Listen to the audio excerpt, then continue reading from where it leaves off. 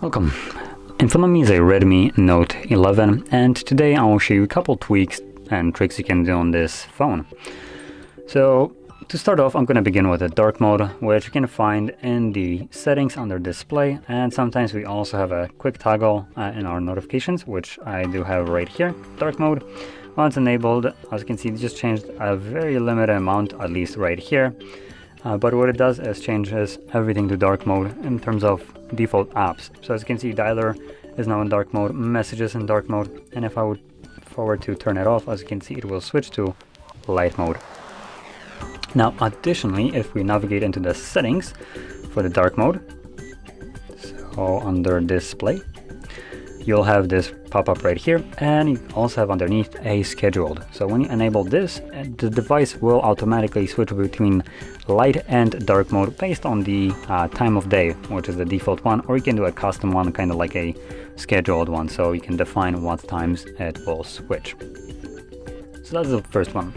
Now the second one is the refresh rate, which is under the display section, which we should already be in, and you can find refresh rate. Now by default the phone has it set to 60. That is disgusting, so let's change it to 90. This will improve the smoothness of the display a little bit. It's obviously not going to be as good as 120 or 44, but still it is an improvement over a 60. Now your battery will suffer a little bit from this, but truth be told, I think it's a trade-off that is worth taking, because it will look a little bit nicer, the overall smoothness of the display, which I would consider worth trading for a little bit of a battery. Anyway, next thing, we're kind of rapidly going through this, is going to be the game turbo, which obviously this is going to be strictly for people that play games on their phone. And what this does is, number one, allocates all the games in a single location. So before I go into it, let's first open it up. So we can, I believe there is an application for this. Let me just quickly check. Nope, not like that.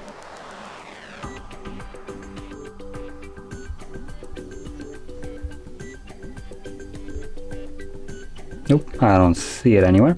So anyway, let's open up settings, go to special features, and right here we will find game turbo. And I don't have any games installed, unfortunately, so there is not really a way for me to show this or showcase this. But what this will do is show you games that you have.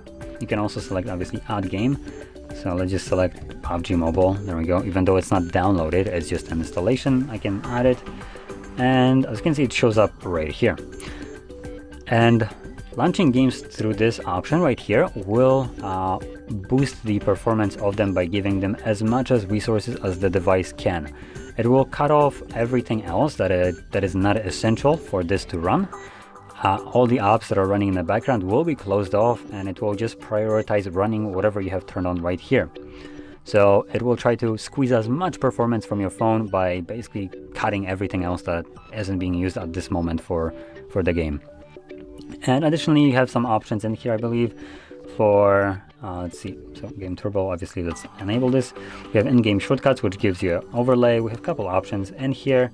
Now one thing that I do want to see, some of those options or things like this, like the game launchers, do have options for things like do not disturb mode when you're playing games. So that is also another thing that is quite nice to have. But obviously you can go through these settings right here, customize them to your liking, switch up things that you would want to have while playing games. Now, let's move on to the next option, which is going to be the floating windows. Now this is more limited to something that, as an example, you can find on Huawei's or Samsung's. This is going to be strictly accessible, I believe. Let me quickly check maybe. Oh no, I think I actually might... Nope, come on. Okay, so I have a limited amount of apps that I can open up in floating windows. Now how the heck do I close it? Oh, like this. So you can open it up from recent, as you can see. But there is also another option, as when you get a notification, you can interact with the notification and open up whatever that notification was in this kind of pop-up window. And I can give you a quick glance on how this will look like by going again into special features right here and navigating into floating windows, and I can simply tap on this and it gives me a guide on how to use it. So there is our notification. When you get some kind of message or something like that, you can then pull it down, opens up in this kind of pop-up window, where you can interact with it. Now we have a couple additional things. We can move it around, we can close it, and we can minimize it. So those are all the things that we can virtually do with it.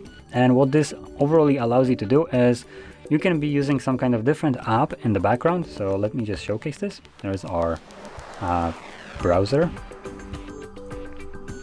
There we go. And I can open up messages on top of it.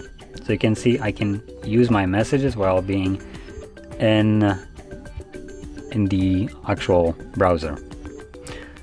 So there we go. You can tap on it again. See if I can make it smaller. There we go. That's how we make it smaller. So you can get rid of it by just dragging it in a corner. You can continue to use your main app that you are using, and when something happens like a message, you can tap on this, interact with this, type in whatever you want in here, and then again just back in the corner and proceed with what you are doing primarily here. So there we go.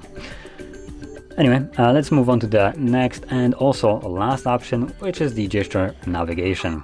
So this will remove the buttons from the bottom. Additionally, it will shift the icons a little bit further down, giving a little bit more real estate of your screen and making it look a little bit cleaner. Apart from just the aesthetics, it provides a different way of navigating to your device, which I personally find more appealing over the buttons that were used on the phones for virtually ever since smartphones were a thing. So to get this enabled, let's navigate into our settings. We're now gonna go into additional settings, and in here when you scroll down all the way, you have the blue text and we have full screen display. When you open that up, it gives you system navigation options right here. So we have buttons and we can select gestures.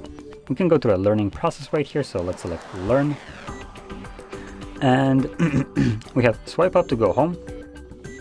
We have swipe up and hold to go to recent, and then swipe from either side to go back. As you can see, it shows you this kind of like thing to signify that you will go back. If you want to cancel it, you can actually move your finger back, because sometimes you just want to swipe on the screen in some way, so it might accept this as a gesture even though you may not have wanted it, because your finger was a little bit too close to the edge. So you can just kind of undo it. But for everything else, obviously it's a quick swipe from the side, and honestly the swipe from side is the most amazing thing of the gestures, at least in my opinion. So there we go, we're now done and we know how to use our gestures. So there we go. Now, this being said, this would conclude all the tweaks and tricks that I wanted to share with you, and if you found this video helpful, don't forget to hit like, subscribe, and thanks for watching.